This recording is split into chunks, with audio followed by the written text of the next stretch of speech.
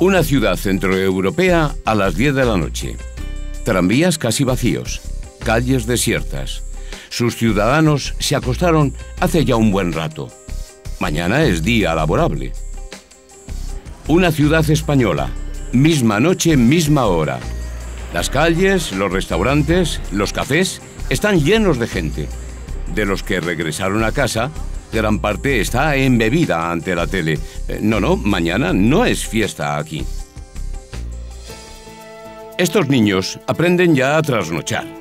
En otros países de Europa llevarían varias horas en la cama. Un espectáculo que sorprende a los turistas. Extrañas costumbres españolas. ¿Será que aquí se levantan más tarde? No, aquí no se levantan mucho más tarde. Lo que pasa es que duermen menos que el europeo medio. Y también desayunan menos. El sistema español de horarios debe tener sus ventajas. ¿Cómo se explicaría si no? ¿Tal vez producen más y mejor? Las estadísticas dicen que no producimos más, pero sí que dicen que dedicamos más tiempo. Entonces el resultado de eso quiere decir que calentamos sillón, pero no trabajamos al mismo ritmo que los europeos. Un típico derroche de productividad es el cierre de comercios a las horas de comer. No ocurre así en Europa. ¿No se podría al menos dejar libertad de opción? A mí me gustaría que esas tiendas a mediodía estuvieran abiertas. Y lo habla una madre trabajadora que tiene muy complicada la conciliación. Pero también tengo que entender, y tenemos que entender todos, que tenemos que respetar a ese autónomo que podía verse perjudicado. También nuestros ejecutivos disfrutan de largas pausas para el almuerzo que compensan por la tarde. No favorecen la globalización. Durante los 20 años que he estado trabajando en diversos países del extranjero siempre me ha llamado la atención lo difícil que es coordinar un trabajo entre un país europeo y España, puesto que a una hora que en Europa empezábamos a trabajar, aquí todavía no habían llegado, después a la hora que nosotros nos podíamos llamar estaban en el café, cuando nosotros íbamos a comer es cuando estaban y después cuando volvíamos ellos se iban a comer y era prácticamente imposible.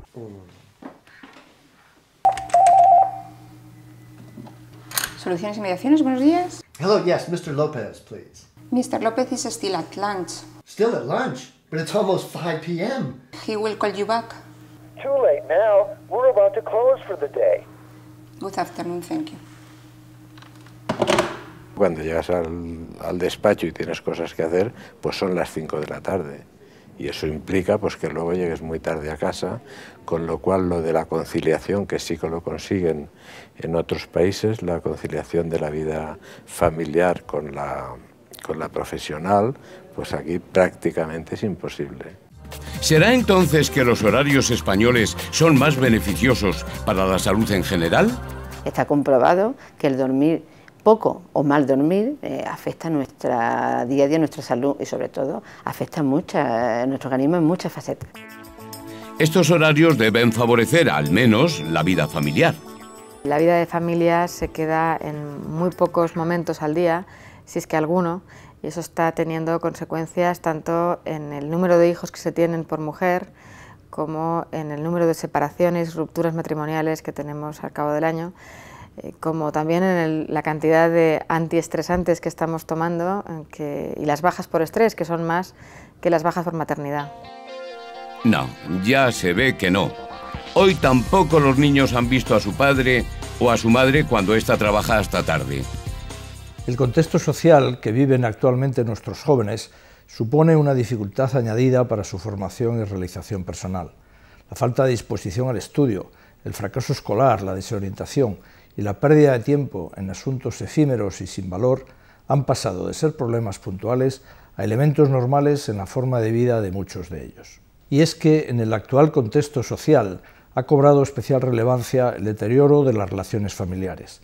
La falta de conciliación del mundo laboral con el familiar por parte de los padres y el ocio nada constructivo, unido a la gran dependencia que tienen de los medios de comunicación, hacen casi imposible transmitir y enseñar aquello que solo puede hacer la familia y que no se puede delegar en los centros escolares.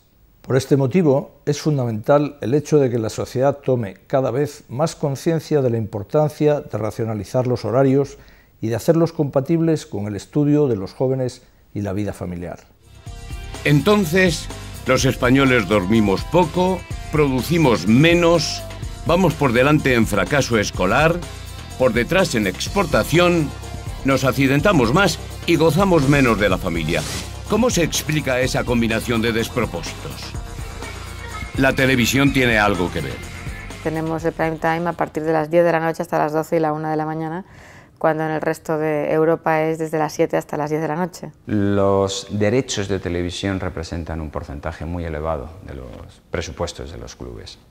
Los operadores que adquieren esos derechos aspiran a recuperar su inversión y para ello intentan sacar el máximo partido de las oportunidades que ofrece el mercado. De ahí que la mayoría de los mejores partidos se ofrezcan en las horas de mayor audiencia. Pensando en los niños, es posible que las 10 de la noche no sea la mejor hora para que comience un partido, sobre todo si este es entre semana.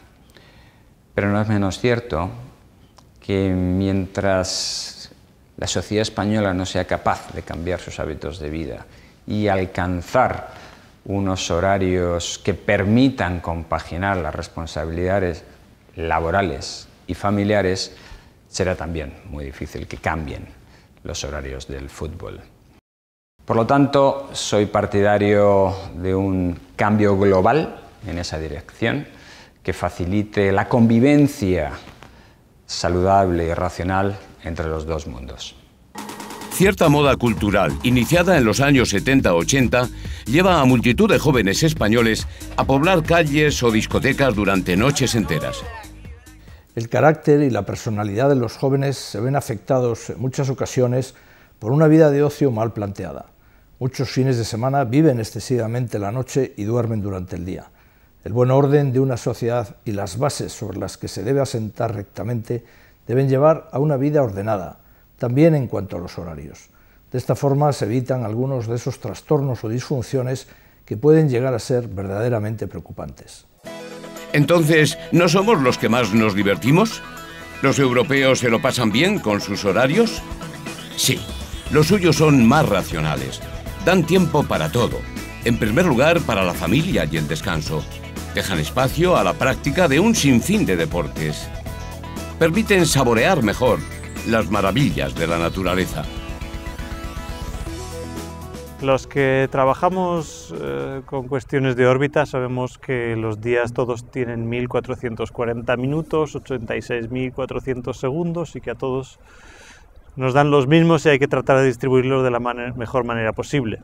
Siempre se ha dicho, incluso en el colegio nos enseñan que 8 horas para dormir, 8 para trabajar y 8 para todas las demás cosas, incluida la vida social. Bueno, pues ese es un ideal desde luego al que hay que tender. Es típico el no querer desayunar, desayunar muy poco, tener comidas muy abundantes a unas horas realmente intempestivas, porque si no has desayunado, realizas tu jornada laboral y no comes hasta las 3:30 de la tarde, como pasa en muchas ocasiones, pues realmente es poco saludable.